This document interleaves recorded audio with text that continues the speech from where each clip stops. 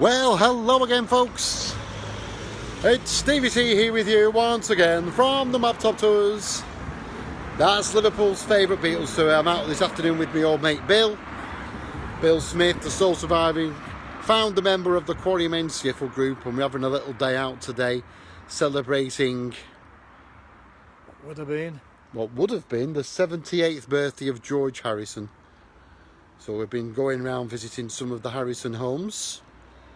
We've started off at his birthplace at Arnold Grove. So we've done a little video of that. In case you missed it, you can go back and catch up with it later. And then we went to the house they moved to down in Speak. And we did a little video there. And then from Speak, they moved to this house, which we've just driven up to. I'll turn you around so you can have a look. This house here in a place called Mackets Lane, which again is in South Liverpool. At number 174 Mackets Lane.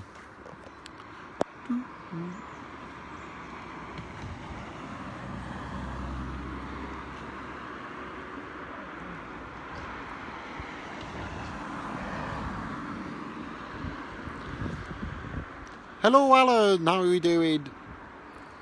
Nice to see you. Yeah, so this little unassuming house, this is where George lived. They moved here about 1963, stayed till about 65. And then after George had come into a few shilling then from a few record sales, it enabled him to buy a house, which he did over in a place called Warrington, which is sort of like halfway between Liverpool and Manchester. A little a leafy suburb of Warrington. I think it was Appleton they moved to. He bought the house, if I remember rightly. And that's where his parents moved to. In a nice bungalow in Appleton. A leafy suburb of Warrington. And yeah, so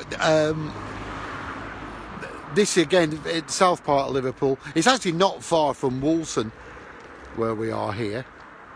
Woolton Village, probably about a 15-minute walk from here, in kind of that direction.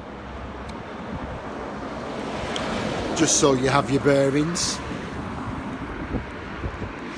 And there's quite a few famous photographs been taken here as well, because this is where you see the photographs of the postmen standing outside the front door, and they've got baskets and baskets of cards that they're delivering to the Harrison house for George's 21st birthday.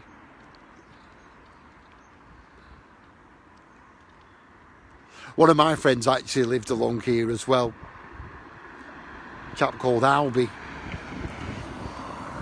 And he was telling me a little story. In fact, he showed me a photograph of him outside his house wearing a plastic Beatles wig. Some of you will remember seeing that when we've done the live feeds before, and people who've been on tours, where Albie had his plastic Beatles wig. And him and his mate Norman would always come round to this house and knock on the front door. When they were little boys, they'd come round and they'd knock on the front door and ask if George was home. And they'd go, Mrs. Harrison, has George come home yet? And Mrs. Harrison would say, no, he hasn't come home yet, boys, but here's some photographs for you. And she'd give them signed photographs of the Beatles. And they did this every day until they ended up with a big pile of signed Beatles photographs. So you can imagine what I was like when they was telling me this story. I said to him, what happened to all those photographs? I said, they would be worth a fortune, those now. And he said, no, we'll just give them out to our mates. So you could have had a nice collection of Beatles photographs there. And Albie's sister, May, was a good friend of George's. She was more like George's age. And she actually went to George's 21st birthday party, which in Liverpool was held. Have a guess where he had his 21st birthday party in Liverpool? Well, I'll tell you, it was actually in his bedroom here at 174 Mackets Lane. He just had a few friends round playing records. Nothing fancy. He had his feet firmly on the ground. But I was always fascinated with that story, about these photographs. You have a good story about your tea chest base, haven't you? Oh, that'll take too long. You can tell about tell them about it with getting lost. Getting lost, getting swiped. Getting dumped. Getting swiped. No, getting dumped when your dad chuck it out of the attic.